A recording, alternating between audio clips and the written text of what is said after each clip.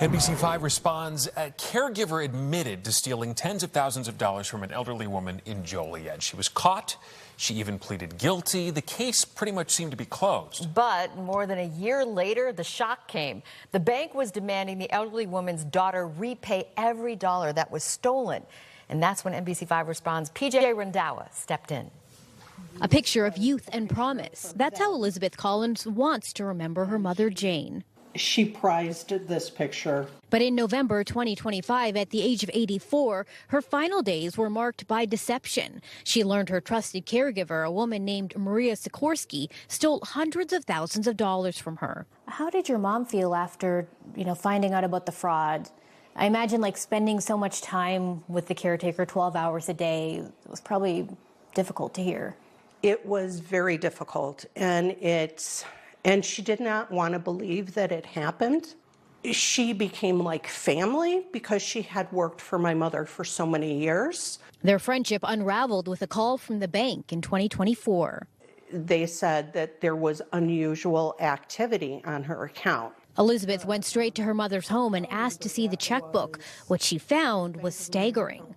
The individual had stole approximately $245,000. Elizabeth says Sikorsky devised a scheme using Jane's credit cards to make fraudulent charges. Then she used Jane's bank account to pay off the balances.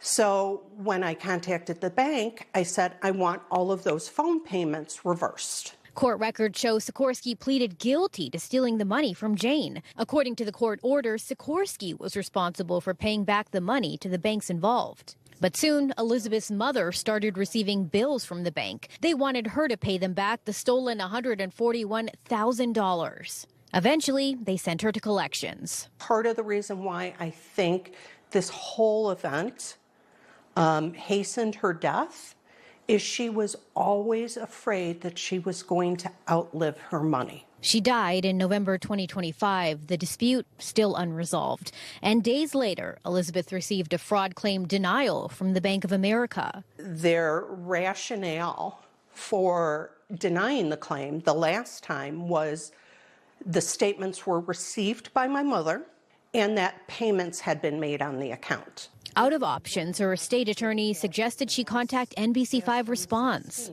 We got in touch with Bank of America, and a representative contacted Elizabeth to advance her complaint. I am so thankful to NBC because I actually received a call from Kurt from the executive branch of Bank of America, and he provided me with the name of the client advocate who will be reviewing the case. Bank of America tells us it's still communicating with Ms. Collins. For now, Elizabeth is still waiting for the bank to process her fraud claim.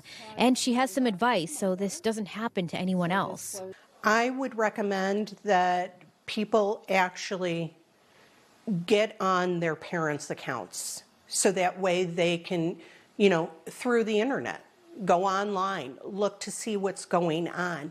Had I had access to my mother's accounts, I would have been able to see all this.